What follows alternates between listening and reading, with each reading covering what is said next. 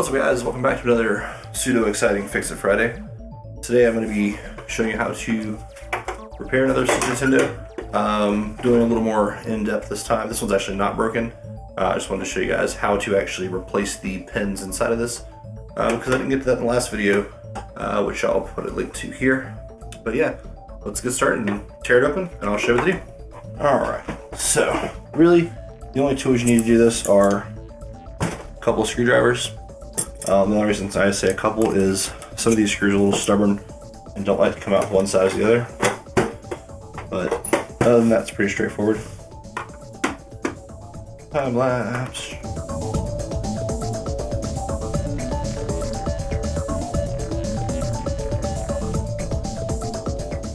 I couldn't find one of my fancy screw trays, so I just used this top of a candle lid. And now my workshop smells fantastic because of this Bath & Body Works candle that Lady Bach put left in here for me. Yay. Okay, so the lid just comes right off. Nothing special there. And then here, I think, is where you need to switch to the smaller screwdriver. These are a little bit tighter of a fit.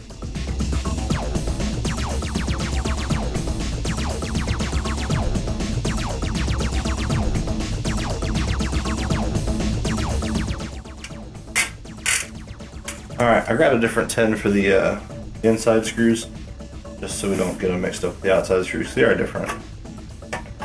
Once you get the inside screws out, your EMI shield will just pop right off. Set it aside, and then we'll need to take the actual board assembly out to get to the next piece. To do that, we've got a few screws here, and then there's some screws on the RF module, which is soldered to the board, so you'll need to be careful getting that out as well. It's not difficult, it's just you want to make sure you keep up with everything. With these, you do want to make sure that you note where the silver ones are, because the silver ones are significantly longer. You probably can't see what I'm pointing at. So do pay attention to where the silver screws go here. The silver screws are a different length, and you want to make sure that they go back in the right place. Otherwise, they won't tighten back down correctly. There we go.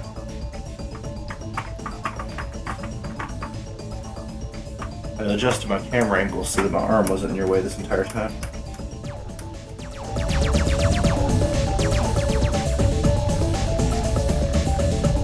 Now that we've got all these screws out, we can just pull that assembly out. Remember a minute ago when I said you have to make sure you get the RF screws out? Yeah, I didn't do that. Okay. Now the whole board and everything will just come right up. You have to be careful with these cables and whatnot. You can actually do this whole thing without taking these off, but we may as well.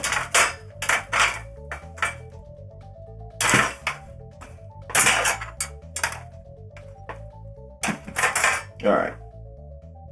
And those just pull out of there. I don't know if you can actually see it or not. I didn't check the camera, so. Alright, so once you got that off, you have to get this outer push down assembly off. And really the easiest way to do that is just push it down and lock it. It slides off. Do that. Lock it. This whole thing just slides off. It does have a catch on the bottom that you have to get back into when you go back in, so you have to be careful of that. That you catch into the bottom there. But not too difficult.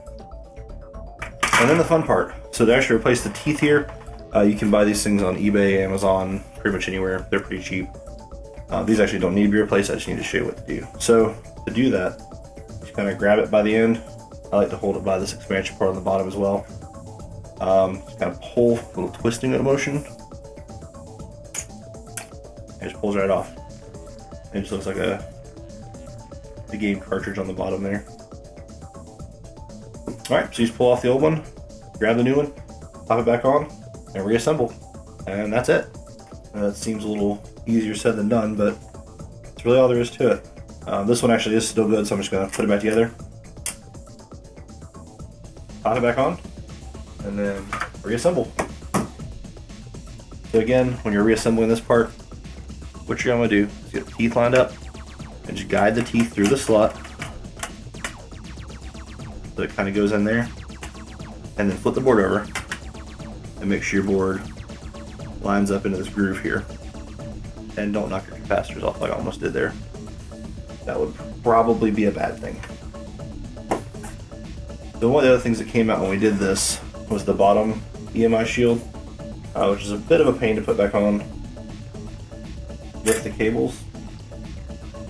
So I like to put it back on at this point. Basically just hold it together as we go back in. And as you're going back in, you're going to want to make sure you plug your controller 1 into this side, controller 2 into this side. I think they will plug in either way, so you want to make sure you get that right. They'll only go into their own socket one way or the other, but they will go into each other's sockets, so be careful with that. You do also want to get your push button power, all that stuff, and weird connector so it only goes on one way. This is a lot easier when you're not trying to show a camera how to do it, so it's not actually that hard. But you do want to make sure you have this EMI shield on before you plug these on, or else this is a complete pain to get back to once you've gotten past this point. If you haven't got the EMI shield back in place at this point, it's hard to get back to it. Alright, so then getting back together, so make sure you push your wires around the stubs there so you don't catch them on the screws. Kind of go in between with those two.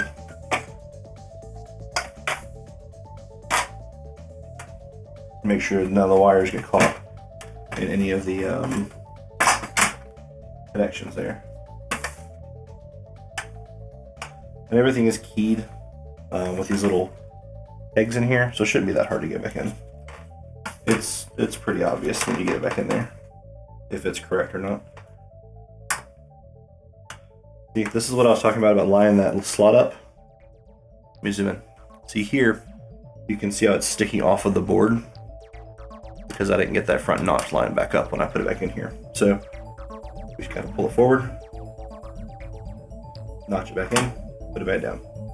And now it's nice and flush. You want to make sure you're flush there, or else you're going to have a bad time. Also, remember what I said about keeping the cables out of the way? That wouldn't go back down because the cable's in the way. Look at me not taking my own advice. And so when you're putting it back together, one of the key things to remember is I like to start with the long screws first here. To get, I like to start with the long ones because they go all the way through the board into the standoffs on the bottom of the case. So it actually lines up everything very, very well before you start screwing anything in. And if these don't go in correctly, something is wrong and you need to stop and figure out what's wrong. And then the rest is just the reverse of assembly, which I'm just going to time lapse through here so you don't have to sit through it.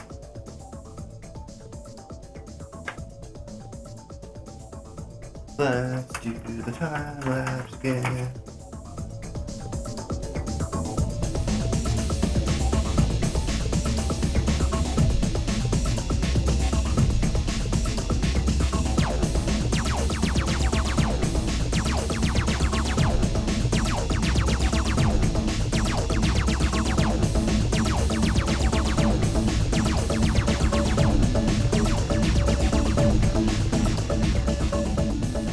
Now normally I would test this thing at each stage as I'm putting it back together, but this is a known working unit. This is the one I fixed on a previous Fix It Friday, so it is functional.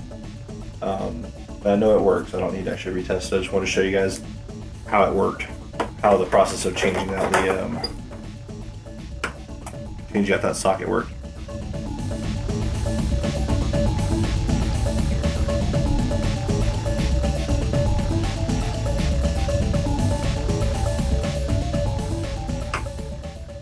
Alright, so there's two important things I forgot to mention before I started this time lapse.